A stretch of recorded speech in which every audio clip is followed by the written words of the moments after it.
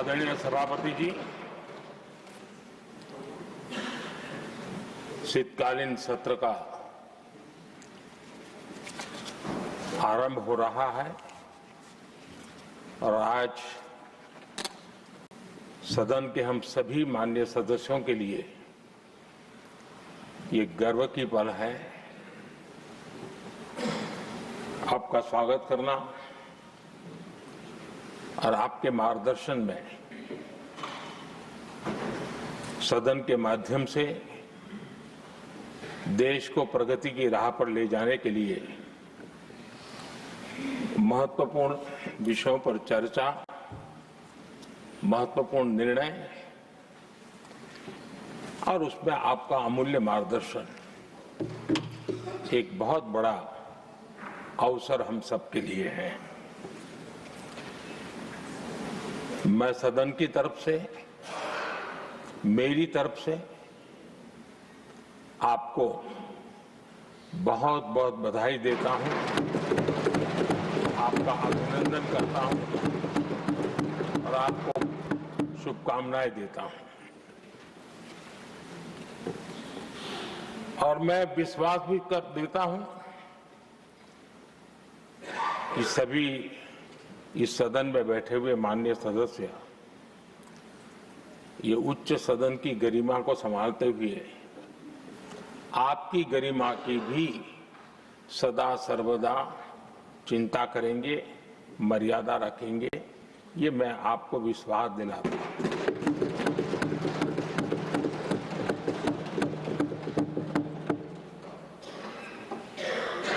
हमारे सभापति जी एक सामान्य परिवार से आ रहे हैं, किसान परिवार से निकले हैं और पूरा जीवन समाज सेवा के लिए समर्पित किया है। समाज सेवा ये उनकी निरंतरता रही है। राजनीतिक क्षेत्र उसका एक पहलू रहा है, लेकिन मुख्य धारा समाज सेवा की रही है। समाज के प्रति समर्पित होकर के जितना कुछ अपने युवा काल से लेकर अब तक वो करते आए हैं, करते रहे हैं,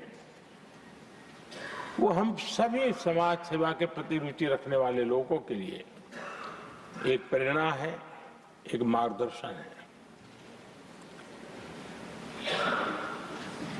सामान्य परिवार से, सामान्य समाज से, सामान्य राजनीतिक जहां अलग अलग करवट बदलती रही है, उसके बावजूद भी आपका यहां तक पहुंचना, हम सबका मार्गदर्शन प्राप्त होना, ये भारत के लोकतंत्र की सबसे बड़ी ताकत है।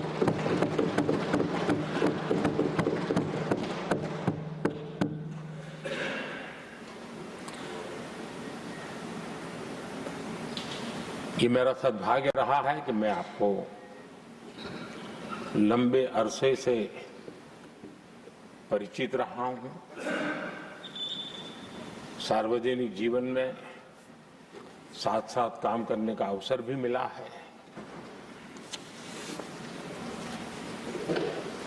लेकिन प्रधानमंत्री के रूप में जब मुझे यहाँ दायित्व मिला और जब मैंने आपको अलग अलग जिम्मेवारियां में काम करते देखा,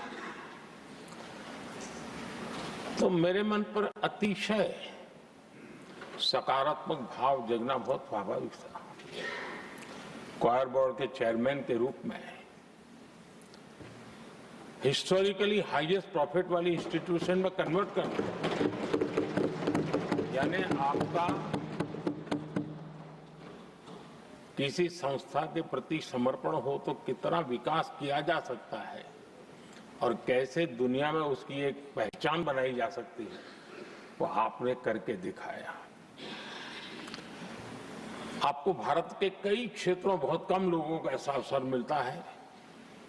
आप झारखंड में, महाराष्ट्र में, तेलंगाना में, पुडुचेरी में राज्यपाल, लेफ्टिनेंट गवर्नर अलग अलग दायित्व संभालते रहे और मैं देखता था कि झारखंड में तो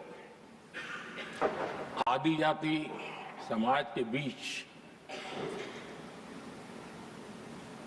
जिस प्रकार से आपने अपना नाता बना दिया था, जिस प्रकार से आप छोटे छोटे गांव तक दौरा करते थे, वहां के मुख्यमंत्री बड़े गर्व के साथ इन बातों का जब भी मिलते थे जिक्र करते थे और कभी कभी वहां के राजनेताओं के लिए भी चिंता होती थी कि हेलीकॉप्टर हो या न हो इसकी कोई परवाह किए बिना जो गाड़ी है आप चलते रहते थे, रात को छोटे छोटे स्थान पर रुक जाना। ये जो आपने एक अपना सेवा भाव था उसको राज्यपाल के पद पर रहते हुए भी जिस प्रकार से आपने उसको एक नई ऊंचाई दी, इससे हम भली भांति परिचित हैं। मैंने आपको एक कार्यकर्ता के रूप में देखा है, एक सहयोगी के रूप में हम साथ काम किए हैं, सांसद के रूप में देखा है, अलग अलग पदों पर देखते हुए आज यहां पर पहुंचे। लेकिन मैंने एक बात महसूस की है कि आमतौर पर सार्वजनिक जीवन में पद पर पहुंचने के बाद कभी लोग पद का भार अनुभव करते हैं और कभी कभी प्रोटोकॉल में दब जाते हैं। लेकिन मैंने देखा है कि आपको और प्रोटोकॉल का कोई नाता ही नहीं रहा है, आप प्रोटोकॉल के परे रहे और मैं समझता हूं सार्वजनिक जीवन में प्रोटोकॉल से मुक्त जीवन की एक ताकत होती है और वो ताकत हम हमेशा आप में अनुभव करते रहे हैं और ये हमारे लिए गर्व का विषय है। आदरणीय सभापति जी, आपके व्यक्तित्व में सेवा, समर्पण, संयम, इन सभी बातों से हम भली भांति परिचित हैं। वैसे आपका जन्म तो डॉलर सिटी में हुआ और उसकी एक अपनी पहचान है, लेकिन उसके बावजूद भी आपने अपनी सेवा का क्षेत्र अंत्योदय को चुना। आपने हमेशा एक डॉलर सिटी के भी उस तबके की चिंता की जो दबे, कुचले और कुछ वंचित परिवार थे, उनकी चिंता की। आदरणीय सभापति जी, मैं उन दो घटनाओं का जरूर जिक्र करना चाहता हूं जिसको कभी मैंने आपसे, आपके परिवारजनों से भी सुना है और जिसने आपके जीवन पर बड़ा प्रभाव पैदा किया है। बाल्यकाल में अविनाशी मंदिर के तालाब में आपका डूबने की संभावनाओं के बीच की अवस्था आपके लिए हमेशा रहा है कि मैं तो डूब रहा था, किसने बचाया, कैसे बचाया पता नहीं, मैं बच गया। और ईश्वर ने कुछ आप पर कृपा की, इस प्रकार का भाव आपके परिवार के लोग हमेशा बताते हैं। और दूसरा जो हम सब बहुत बारीकी से जानते हैं, जब कोयम्बतूर में लाल कृष्ण आडवाणी जी का यात्रा होने वाली थी, उसके कुछ समय पहले एक भयानक बम ब्लास्ट हुआ, शायद 60-70 लोग मारे गए। भयंकर बम ब्लास्ट था और उस समय आप बाल बाल बच गए थे। इन दोनों में जब आप ईश्वरीय शक्ति का संकेत देखते हुए अपने आप को समाज के प्रति अधिक समर्पित भाव से काम करने की जो आपने वजह के रूप में उसको कन्वर्ट किया, ये अपने आप में एक सकारात्मक सोच से बना हुआ जीवन का प्रतिबिंब है। आदरणीय सभापति जी, जो एक बात मैं जानता नहीं था लेकिन अभी मुझे पता चला, आप शायद अभी उपराष्ट्रपति बनने के बाद काशी गए थे और आपका काशी का दौरा था, तो एक सांसद के नाते स्वाभाविक रूप से मेरा मन वहां सब कुछ ठीक ठाक हो ही रहता है। लेकिन आपने वहां एक बात बताई जो मैंने सुनी, मुझे मेरे लिए नई बात थी। आपने वहां कहा कि आप वैसे तो नॉनवेज के आदी थे, लेकिन जब पहली बार आप काशी गए थे जीवन में और काशी में पूजा वगैरह की, माँ गंगा को अपने आशीर्वाद प्राप्त किया माँ गंगा से, और पता नहीं आपके भीतर एक संकल्प जगा और उस दिन से आपने तय किया कि आप अब नॉनवेज नहीं खाएंगे। अब ये कोई न कोई सात्विक भाव, कोई नॉनवेज खाने वाले बुरे हैं ऐसा मैं नहीं कह रहा हूं, लेकिन आपके मन में काशी की धरती पर विचार आया, तो एक सांसद के नाते मेरे लिए भी एक स्मरण रखने वाली एक घटना के रूप में मैं उसको हमेशा याद रखूंगा। भीतर कोई न कोई आध्यात्मिक भाव जो इस प्रकार की दिशा में ले जाने की प्रेरणा देता है। आदरणीय सभापति जी, छात्र जीवन से आपकी नेतृत्व सामर्थ्य रहा है।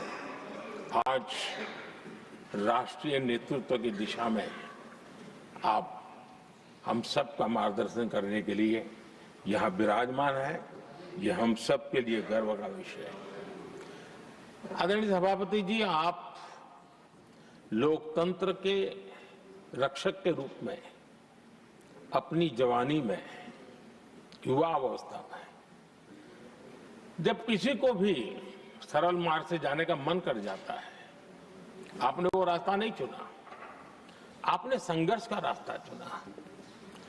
लोकतंत्र पर आए हुए संकट के सामने मुकाबला करने का रास्ता चुना और आपने आपातकाल में एक लोकतंत्र के सिपाही की तरह जिस प्रकार से लड़ाई लड़ी,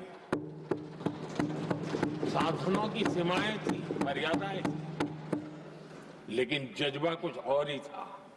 और वह उस क्षेत्र के सभी, उस सब पीढ़ी के नौजवान आज भी इमरजेंसी के खिलाफ की आपकी जो लड़ाई थी, लोकतंत्र के लिए आपका संघर्ष था, उसमें आपने जन जागृति के जो विविध कार्यक्रमों को अपनाया था, लोगों को जिस प्रकार से आप प्रेरित करते थे, वे हमेशा हमेशा के लिए लोकतंत्र प्रेमियों के लिए एक प्रेरणा देने वाली घटना रही। आप एक अच्छे संगठक रहे हैं, मैं भली भांति जानता हूं। आपने संगठन में जो भी दायित्व संभालने का अवसर आया, आपने उस जिम्मेवारी को चार चांद लगा दिए, अपने परिश्रम से लगा दिए। आपने हमेशा सबको जोड़ने का प्रयास किया, नए विचारों को स्वीकार करने का प्रयास किया, नई पीढ़ी को अवसर देने का प्रयास किया। ये हमेशा संगठन में आपके कार्य की विशारत रही।